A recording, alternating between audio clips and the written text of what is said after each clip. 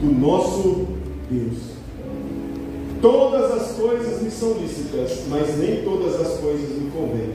Todas as coisas me são lícitas, mas eu não me deixarei dominar por nenhuma delas. Repito o versículo 11 uma vez mais.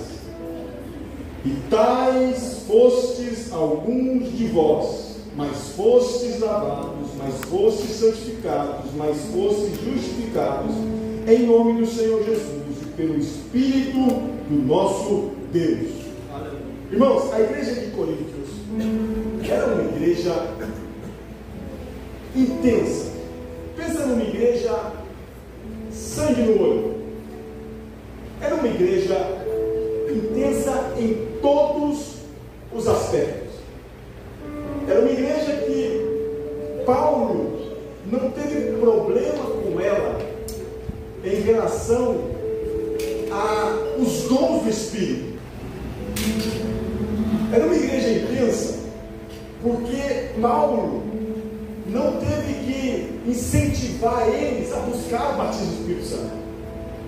Era uma igreja intensa porque os dons e milagres aconteciam de uma forma extraordinária naquela igreja, a tal modo que o problema de Paulo não era incentivar eles a buscar os dons, ou o fruto, ou o batismo do Espírito Santo. A função de Paulo em relação a eles era ensinar eles a manejar o que eles já tinham. Capítulo 12, capítulo 14 do livro de Coríntios, é Paulo ensinando eles como manejar isso. Mas ao mesmo tempo que era uma igreja intensa, cheia, gostava de culto avivado, de falar em língua estranha, de revelação, de mistério, de poder de Deus, de presença. Era uma igreja também muito intensa na sua vida carnal. Era uma igreja que tinha um problema sério. No capítulo 5 você vai ver aqui, de incesto dentro da própria igreja. Você tinha um jovem que mantinha relação sexual com a sua madrasta. E que a igreja olhava e não estava fazendo nada. Era uma igreja que tinha um problema em relação a aceitar o apostolado de Paulo, a tal modo que Paulo teve que se justificar diante deles.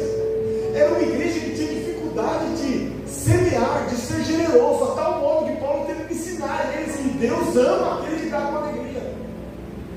Era uma igreja intensa na carnalidade também, porque Paulo tinha que ensinar eles a perdoar os irmãos, a tal modo que Paulo faz uma analogia com eles, que é uma analogia meio esquisita. Paulo fala assim, mais ou menos com as minhas, deixa eu conjecturar aqui com a minha maneira de falar: para que diabo se vocês se mordem um ao outro?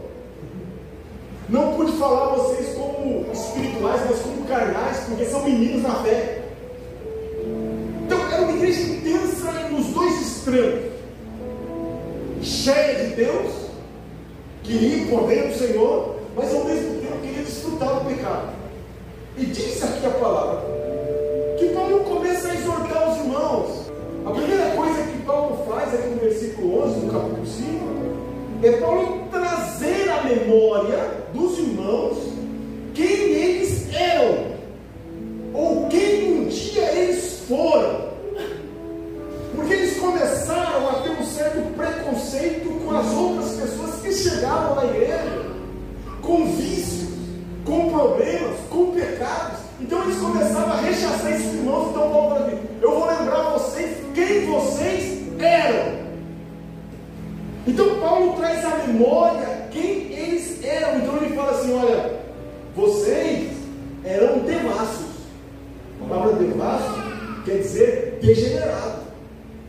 Vocês eram imoral e obsceno. Paulo continua dizendo: vocês eram também pessoas pervertidas, perversos, perversão, aquilo que está de cabeça para baixo, aquilo que está torto, aquilo que está totalmente fora do lugar. Quero trazer a memória de vocês que vocês eram pessoas más, vocês eram ruins. E Deus vem aqui em 1 Coríntios capítulo 1, versículo 27, versículo 28, você vai ver corroborando com isso que eu estou falando com vocês. E diz assim: primeiro, Paulo fala, lembrem que vocês não eram a última azeitona do pote, nem a última bolacha do saquinho. nem a cereja do bolo. Vocês eram loucos para Deus. Vocês eram fracos. Vocês eramvis. Vocês eram desprezíveis. Paulo começa a trazer a eles, né? Não foi como o salmista Davi, porque o salmista Davi diz assim: ó irmão, não se esqueça dos benefícios de Deus, foi ele que te perdoou, foi ele que te lavou. Aqui Paulo começa a lembrar eles quem eram eles, porque eles se achavam que eram superiores aos outros. Então Paulo traz eles e diz assim: vocês eram isso. Aí diz Paulo, 1 Coríntios 1, 27 a 28, porque Deus não escolheu os sábios, Deus escolheu as coisas loucas, Deus escolheu as coisas vis, Deus escolheu as coisas fracas, Deus escolheu as coisas desprezíveis para confundir. Então não se sinta. Paulo continua dizendo, Romanos capítulo 3, versículo 9 e 12, ele diz assim: todos nós somos pecadores. Não há um justo e não há um justo sequer.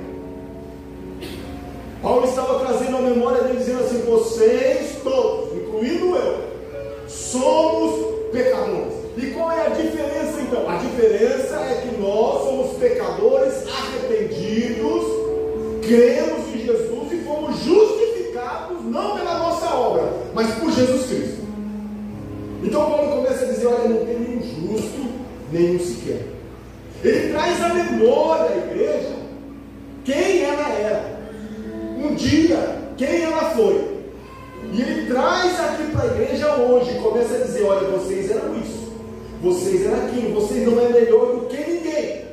E isso aqui é importante nós entender, porque quando a gente se converte a Cristo, a gente se acha que é santo do santo. Irmão, o nosso espírito, a nossa alma, ela se converte, mas a nossa carne não se converte. A nossa carne é um cadáver ambulante que está amarrado em nós no resto da nossa vida, até que recebamos um corpo glorificado que Cristo vai buscar a igreja onde nós morramos.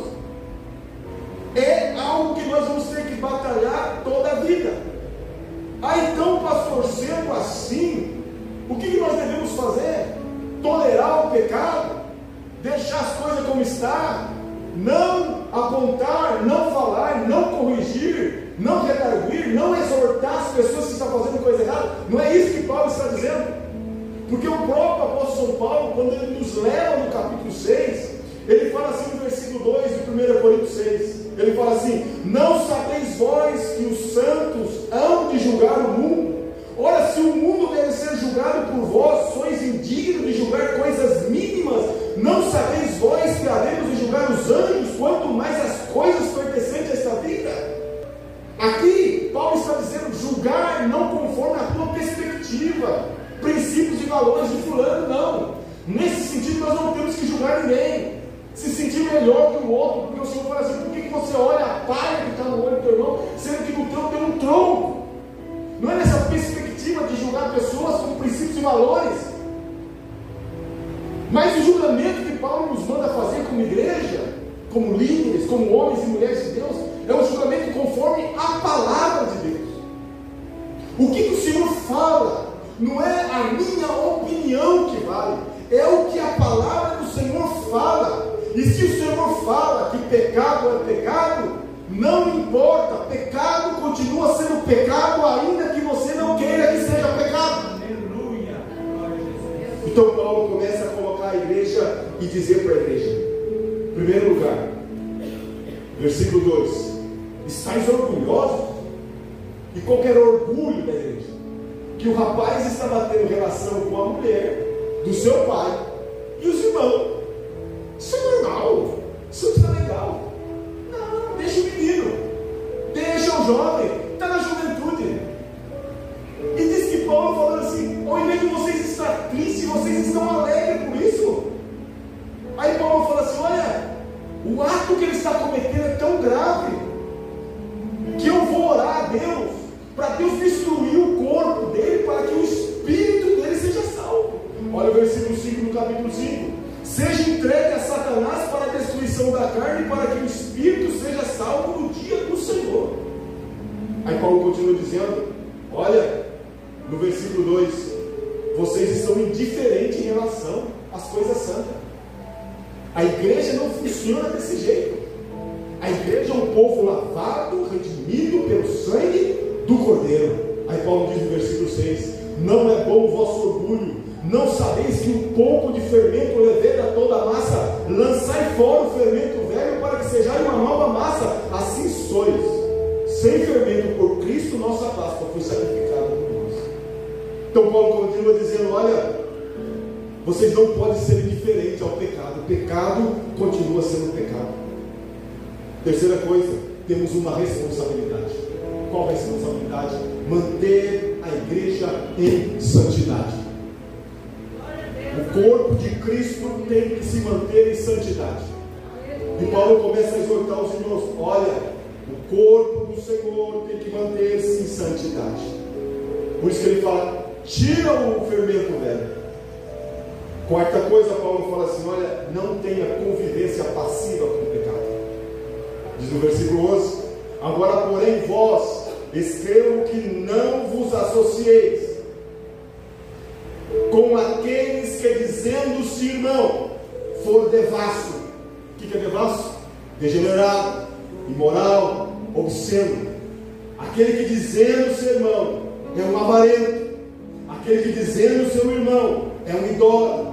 Aquele que, dizendo seu irmão, é um maldizente. Aquele que, dizendo seu irmão, é um beberrão. Aquele que, dizendo seu irmão, está roubando os outros. Com tal, nem se junte a ele. Olha o que o Senhor está falando para a igreja: não tem que ter tolerância com aquele que se diz irmão. Não está dizendo do mundo, as pessoas do mundo, porque Paulo depois aqui no versículo anterior ele fala assim: eu não estou falando em relação ao mundo, porque se eu falar para vocês não se unir com o mundo no trabalho, ou seria lá na empresa, lá na escola, lá na universidade, é necessário que vocês sejam arrebatados do mundo, da sua vizinhança. Não, Paulo está falando assim, daqueles que se dizem irmãos, mas estão praticando pecados. Não se ajunteis com ele. Quem me importa de julgar os que estão de fora, não julgais vós os que estão dentro. Então Paulo faz essa advertência. Por que eu estou dizendo isso? Só para ir concluindo a mensagem aqui. Porque o problema dos irmãos ele não resolvia. Começaram a ter problema de litígio. Um irmão começou a levar outro irmão na justiça. Aí Paulo chama eles e fala assim: olha, vocês vão julgar os anjos. Não tem ninguém aí maduro, sábio, que possa julgar entre a igreja do Senhor Jesus Cristo. Nesses últimos tempos, não, eu não posso julgar o meu irmão, eu não posso apontar o meu irmão. Nós não podemos julgar o irmão no sentido de princípios e valores. Não podemos nos medir com ele. Mas conforme a palavra de Deus, nós sim podemos julgar se a tua vida está certa ou está errada, conforme os padrões bíblicos, não os meus padrões. Quem estão me entendendo nessa noite? Então Paulo fala assim, olha o versículo 5: para vos avergonhar os digo, não há entre vós alguém que seja suficientemente sábio. É por isso que eu estou dizendo, irmãos, venha à escola bíblica dominical, venha no culto de sexta-feira, porque sabedoria, irmão, não se encontra na superfície. Sabedoria tem que aprofundar, é no fundo. Nem mesmo um que possa julgar entre os seus irmãos. Por isso que estão indo buscar no mundo soluções. Por isso que estão buscando com ímpios resposta para os seus problemas. E Deus fala assim: vocês vão julgar anjos, vocês vão ajudar Deus a julgar o mundo. Vocês não podem julgar essas coisas pequenas. Aí Paulo continua dizendo: na verdade, já é uma falta, versículo 7. Realmente uma falta entre vós que lhes demanda uns contra os outros. Por que não sofreis antes a injustiça? Por que não sofreis antes o dano? Vós mesmos causais injustiça e o dano, isso aos próprios irmãos. Aí no versículo 9 Paulo diz assim: não sabeis que os injustos não hão de herdar o reino do céu?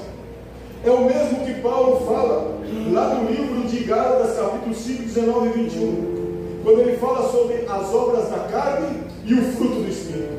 Mas as obras da carne é fornicação, as obras da carne é adultério, as obras da carne é mentira, é malícia, maledicência, hipocrisia, roubo, engano, falsidade, imoralidade. E ele diz no final: também não herdarão o reino do céu. E aqui Paulo usa o mesmo, dizendo: não sabeis que os injustos não hão de herdar o reino de Deus? Não vos enganeis. Eu posso pensar que o que eu estou fazendo de errado, ninguém está vendo. Que o que eu estou fazendo de errado, não está acontecendo nada. Não te enganes. Nós podemos nos enganar a nós mesmos. Aí Paulo continua dizendo: não te engane, nem impuro. O que é uma pessoa impura? É uma pessoa que está suja, que quando chega perto do outro, suja o outro também. Nem os impuros, nem os idólatras. Quem são os idólatras? Ah, não, eu não sou idólatra, eu não me ajoelho diante de uma imagem, eu não tenho imagem nem de barro, nem de ouro. Não é necessário ter um ídolo para se tornar um idólatra.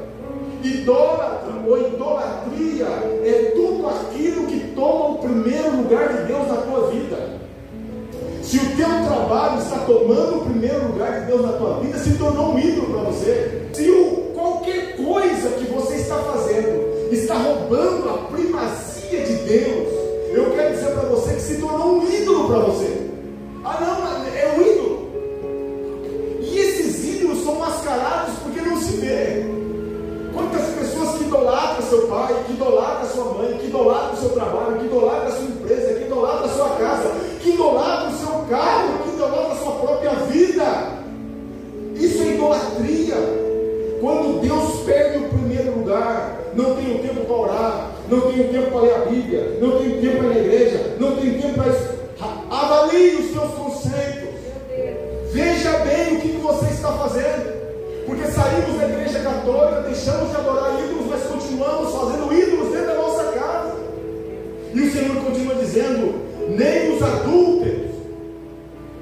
Não basta eu e você se deitar com um homem ou com uma mulher para se tornar um adúltero. O Senhor leva um padrão mais alto, dizendo assim: se eu olhar para uma mulher e desejar ela no meu coração, eu já adulterei com ela.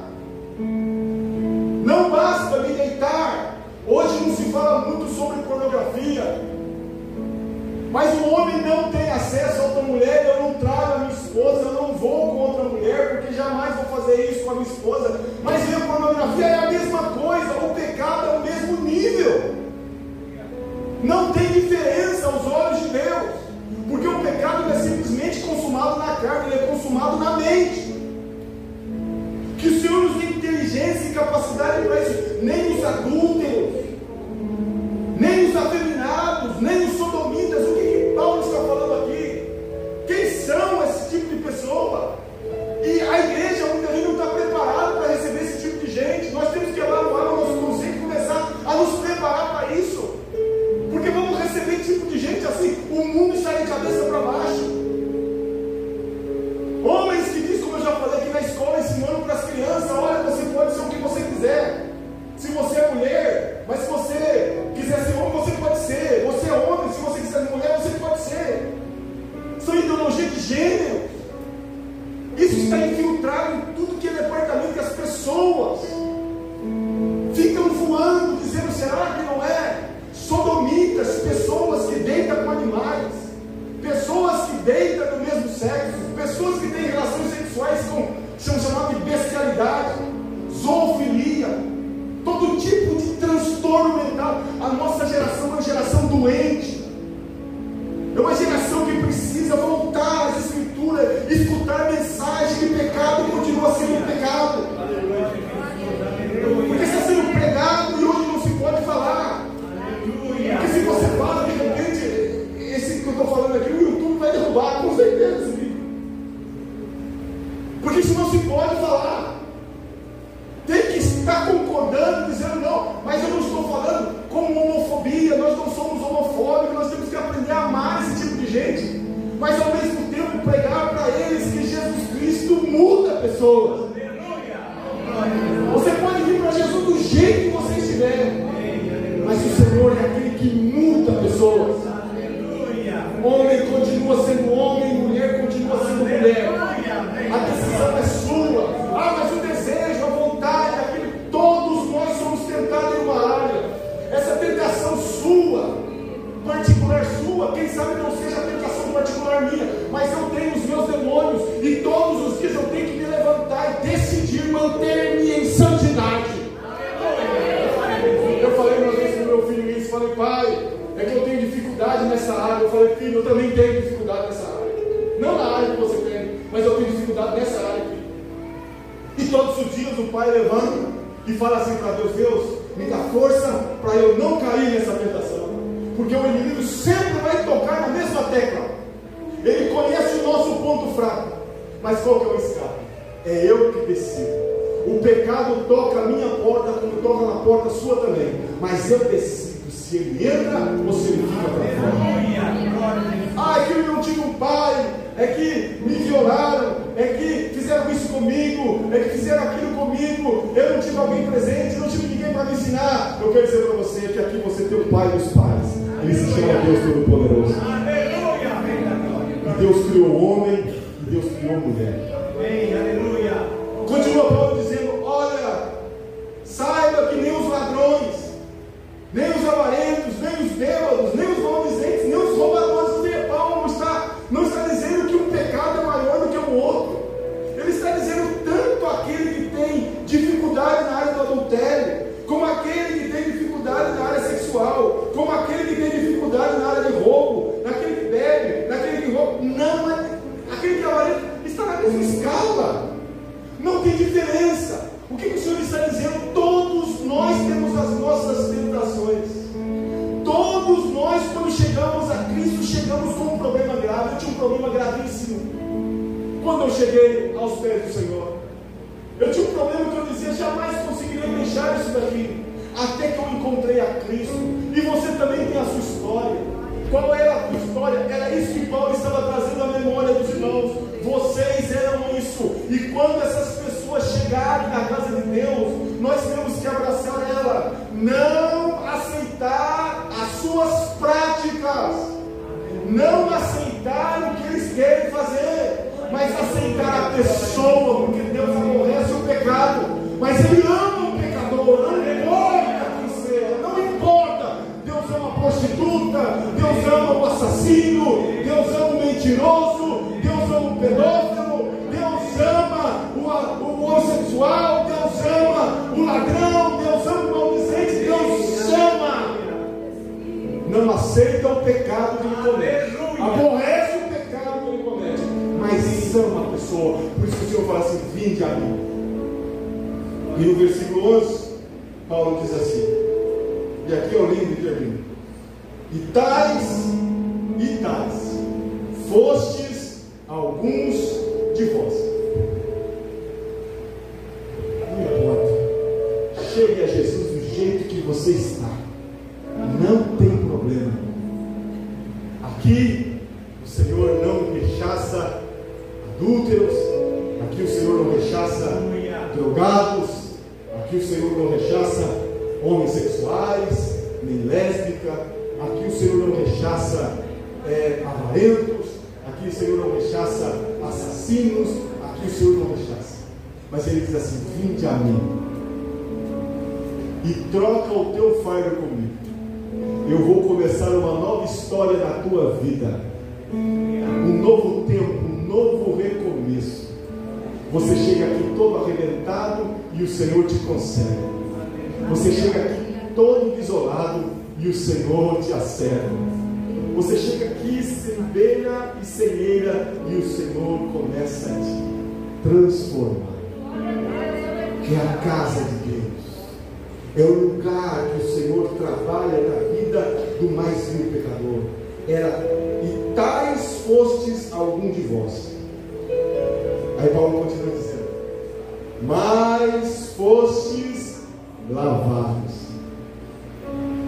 mas fostes santificados, mas fostes justificados em nome do Senhor Jesus e pelo Espírito do nosso. Aleluia, glória a Jesus. Tem irmãos aqui que luta, contra a bebida. Luta todos os dias para não beber. Tem outros que lutam todos os dias para não cair nas paixões e nas suas concupiscências. Tem irmão que luta aqui contra um pecado, né?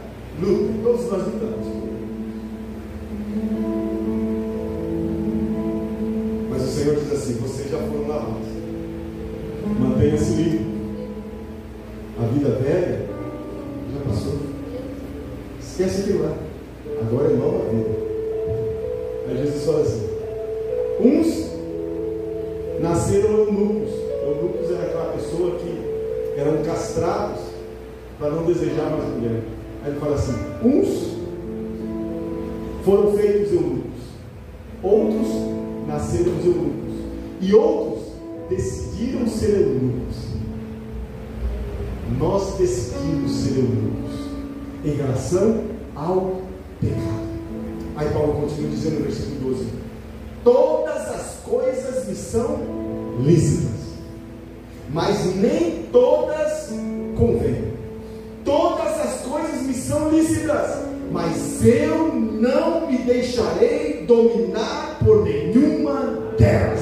Quem está comigo nesta noite aqui?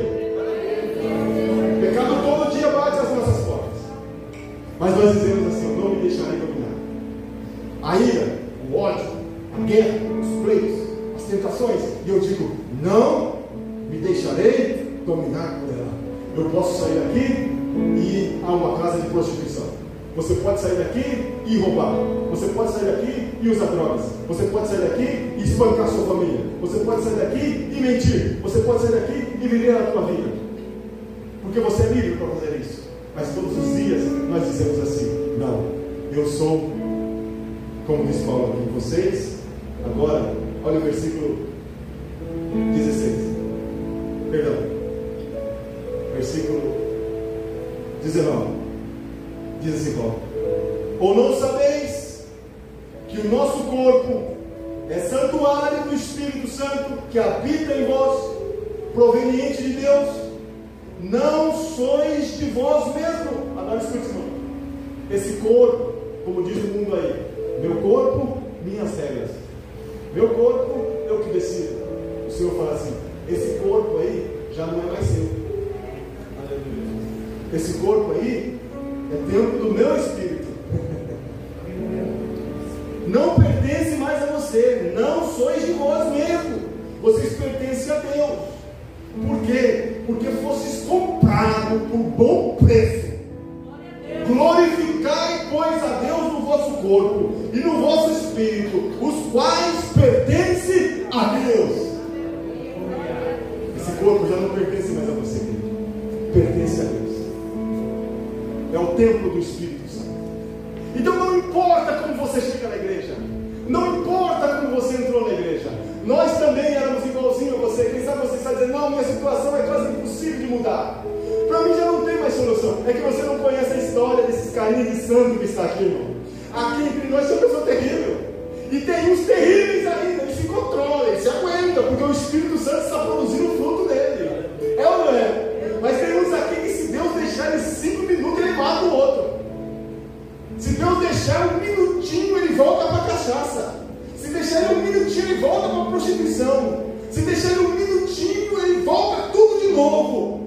Mas você se levanta pela manhã e diz assim: eu sou de Cristo. O Espírito Santo mora em mim.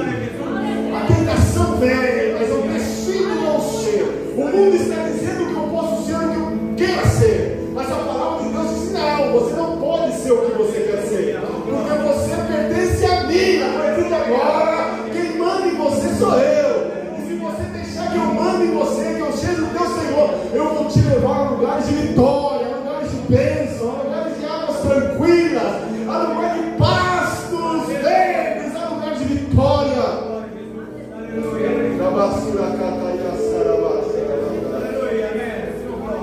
Todos os dias o pecado vem bater na nossa porta e diz: seja feliz, você é jovem, viva a tua vida, todo mundo faz, todo mundo está fazendo, mas você não é todo mundo.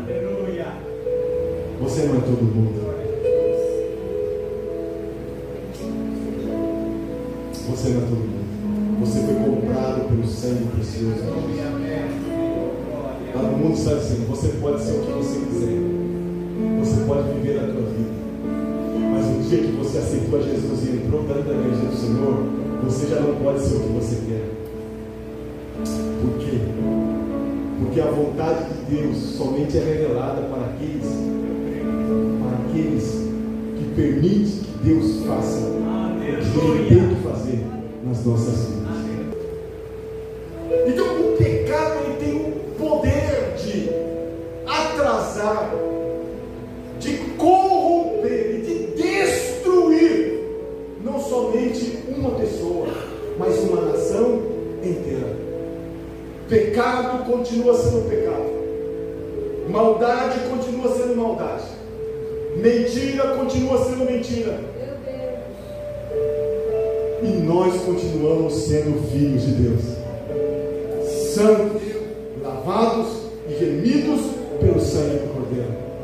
Vocês foram um dia isso, mas agora vocês foram lavados, limpos, redimidos pelo sangue de Jesus, e nenhuma condenação há para aqueles que estão em Cristo Jesus, que já não anda conforme os desejos da sua carne, mas vive conforme o Espírito Santo da verdade. Que nós fechemos a porta para o pecado e abrimos a porta para o Espírito Santo, porque é uma briga, mas sobre todas as coisas nós somos mais do que vencedores em Cristo Jesus. Coloque-se de pé. Vamos cantar novamente, sobe aqui o grupo outra vez. Senhor, eu quero que os meus olhos